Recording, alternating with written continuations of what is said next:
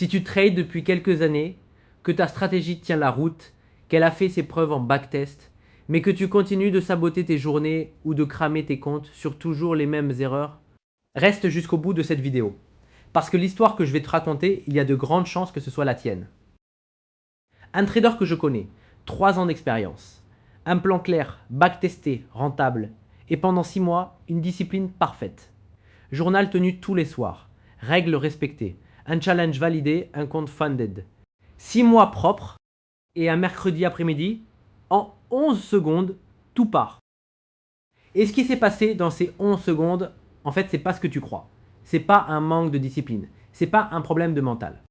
À la fin de cette vidéo, tu sauras exactement ce que c'est, et surtout, tu sauras pourquoi, mathématiquement, ça ne pouvait pas finir autrement. Pourquoi ça devait arriver, pas à cause de lui, à cause du système dans lequel il jouait. Je vais te montrer 3 choses. 1. Pourquoi ta discipline te lâche toujours au pire moment? Jamais au début, toujours au pire moment. 2. Ce qui se passe vraiment dans ta tête pendant ces secondes-là. Et 3. Ce que font les traders réguliers à la place. Et je te préviens, la troisième, elle est contre-intuitive. Ce trader-là, en fait, tu le connais. Peut-être même que c'est toi. La plupart des traders vivent exactement le même cycle. Regarde, si tu te reconnais. Des semaines propres. Le plan est respecté, les entrées sont carrées, tu prends tes R, tu coupes quand il faut couper. Tu te dis, ça y est, j'ai compris, je suis devenu régulier. Et puis, il y a le trade. La perte qui tombe, une perte normale, hein, une perte qui fait partie du plan. Sauf que celle-là, elle passe pas. Tu sens un truc monter. Et là, peut-être que toi, c'est le stop que tu déplaces juste cette fois, parce que c'est évident que ça va retracer. Peut-être que toi, c'est le winner que tu coupes à 0,4 R, alors que ton plan disait 3 R, parce que voir du vert se transformer en rouge, tu peux plus. Ou peut-être que toi, c'est la re-entrée. 2 minutes après la perte, hors plan, taille doublée, pour te refaire. Et le soir, dans ton journal, tu écris quoi? Tu écris « manque de discipline. Demain, je respecte mon plan. » Et tu le penses, vraiment. Et pendant des semaines, tu le fais en plus. Jusqu'au prochain mercredi après-midi. Reste bien jusqu'au bout parce que dans quelques minutes, je vais te montrer pourquoi tout ce que tu as essayé. Plus de règles, plus de volonté, te punir, réécrire ton plan pour la 10e fois. Pourquoi tout ça ne pouvait pas marcher. C'est pas toi le problème. C'est l'outil qu'on t'a dit d'utiliser. Alors on va commencer par le diagnostic que tout le monde fait. Toi, ton entourage, les formateurs, les gourous YouTube, il faut être plus discipliné. Et je vais te dire un truc qui va peut-être te faire bizarre. Tu ne manques pas de discipline. Un mec qui se lève pour trader une session, qui backteste sa stratégie pendant des semaines, qui tient un journal, qui a passé un challenge, ce mec-là n'a pas un problème de discipline. Tu as déjà plus de discipline que 90% des gens. Le problème, c'est qu'on t'a menti sur ce que c'est la discipline. La discipline, en fait, c'est pas un trait de caractère. C'est un réservoir. Chaque fois que tu résistes à une impulsion, tu pioches dedans. Chaque trade que tu laisses passer parce qu'il est hors plan, tu pioches. Chaque perte que tu encaisses sans réagir, tu pioches. Chaque heure devant les écrans à regarder ton PNL bouger, tu pioches. Et ce réservoir, il ne se recharge pas en claquant des doigts. Et maintenant, réfléchis à un truc. Ton dernier gros craquage, il est arrivé quand? Lundi matin, 9h30, réservoir plein, café à la main? Non, jamais. Il est arrivé en fin de session, en fin de semaine. Après 2 pertes de suite, en plein drawdown. Exactement au moment où le réservoir était vide. C'est pour ça que le trader de tout à l'heure a tenu 6 mois et a craqué un mercredi après-midi. C'est pas un hasard, le mercredi après-midi. C'est de la mécanique. Le craquage arrive toujours quand le réservoir est vide et le marché, lui, il est ouvert tous les jours, il attend juste que tu arrives à sec. Donc la discipline, c'est une ressource qui s'épuise. Ok, mais ça explique pas tout, ça explique pas ce qui se passe dans les 11 secondes, parce que dans ces 11 secondes-là, il s'est passé un truc précis. Et c'est là que ça devient intéressant. Revenons à notre mercredi après-midi, ralenti, image par image. Seconde 0, le stop est touché. Une perte normale prévue par le plan. Seconde 1, seconde 2, le corps réagit avant la pensée. Chaleur dans la poitrine, mâchoire qui se serre, le cœur qui monte. T'as encore rien décidé, toi, t'es même pas encore en train de réfléchir. Ton système nerveux, lui, il a déjà classé l'événement. menace.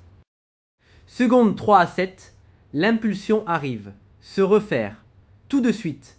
Et là, le cerveau fait un truc vicieux. Il fabrique une justification. Le contexte est encore valide. C'est évident que ça repart. Sur le moment, ça ressemble à une analyse. C'est pas une analyse, c'est un avocat que ton émotion vient d'embaucher pour plaider sa cause.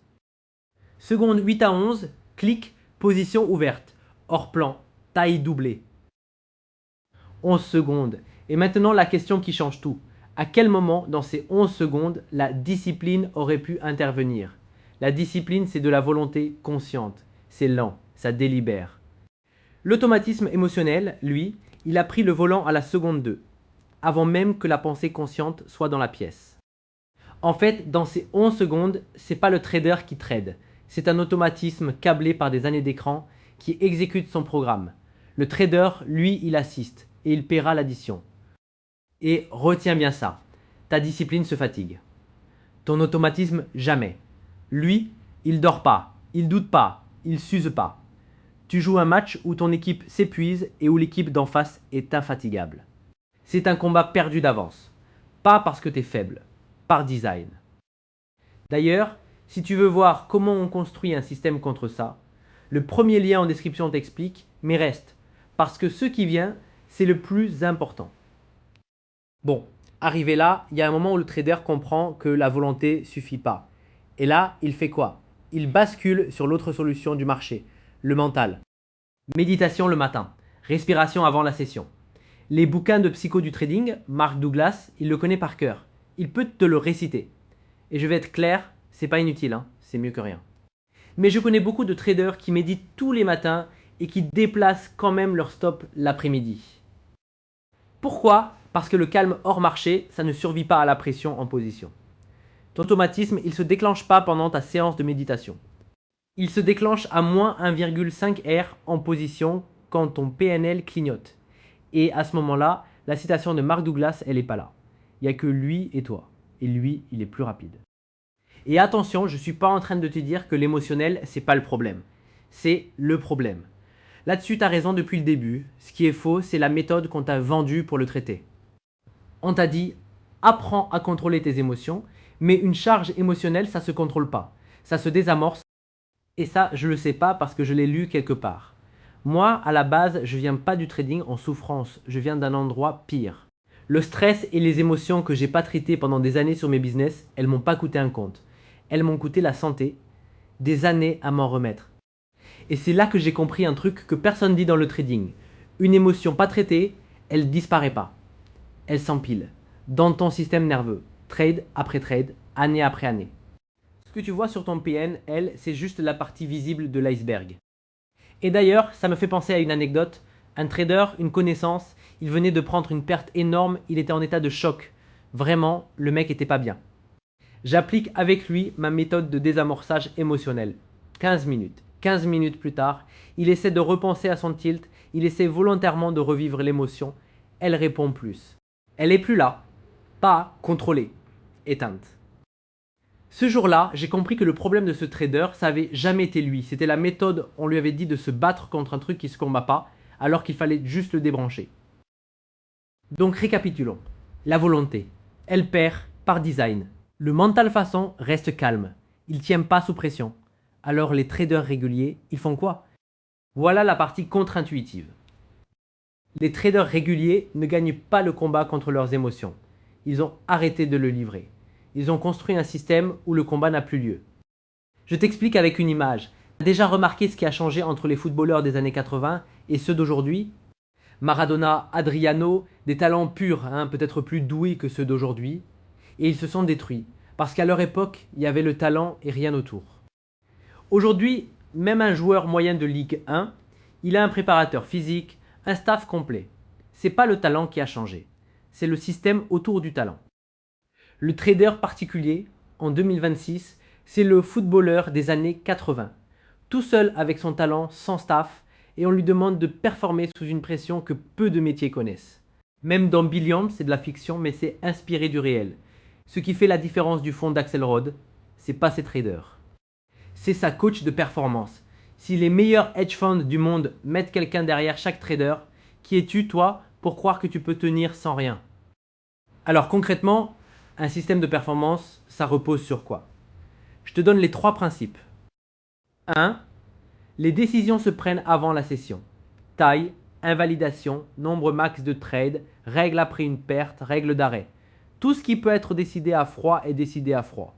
Parce que chaque décision que tu laisses à ton toit de 14h30 a moins 2 R. Tu la confies à l'automatisme. Tu ne demandes pas à quelqu'un de résister devant le gâteau, tu mets pas le gâteau dans la maison. 2. Les charges émotionnelles se désamorcent. Elles ne se contrôlent pas. Chaque grosse perte, chaque tilt laisse une charge. Si tu la traites pas, elle s'empile. Et c'est elle qui appuiera sur la détente la prochaine fois. Désamorcé, tu peux repenser à la situation, l'émotion répond plus. C'est ce qui s'est passé pour le trader de mon anecdote. 3. On mesure l'exécution, pas seulement le PNL, parce que le PNL, à court terme, il ment. Tu peux gagner en tradant mal et perdre en tradant bien. Ce qui prédit ta courbe dans 6 mois, c'est pas ton résultat d'aujourd'hui, c'est ton pourcentage de trade pris dans le plan. Et quand ces 3 étages sont en place, l'émotion, elle peut toujours se pointer. Elle trouve juste plus le volant. T'as pas gagné le combat, t'as supprimé le ring. Et je vais te dire à quoi ça ressemble un trader qui fonctionne comme ça. Parce que c'est pas un robot, hein. C'est pas un moine non plus. C'est un mec dont la session se termine à l'heure prévue, qui prend une perte, et la perte, c'est un coup d'exploitation, c'est tout, pas une attaque personnelle. Qui regarde une opportunité hors plan partir sans lui, et qui ressent le FOMO, parce qu'il le ressent, ouais, sauf que le FOMO trouve aucun bouton sur lequel appuyer. Sa courbe, c'est plus des montagnes russes, c'est un escalier. Pas parce qu'il est plus fort que toi, parce que chez lui, l'erreur a nulle part où passer. Et le week-end, il rumine pas. Ça, crois-moi, ça change une vie, et pas que ta vie de trader. Alors peut-être que tu te demandes pourquoi je te donne tout ça gratuitement. C'est simple, je vais être transparent avec toi. Si cette vidéo t'aide à arrêter l'hémorragie, je sais que le jour où tu voudras construire le système complet, c'est vers moi que tu viendras. Voilà, c'est ça le deal.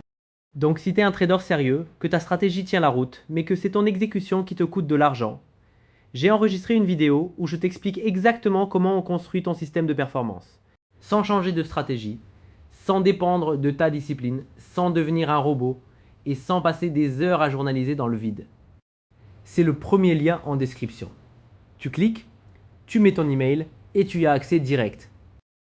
La prochaine fois que tu sens la chaleur monter après une perte, souviens-toi des 11 secondes. C'est pas toi, c'est l'automatisme. Et un automatisme, ça se combat pas.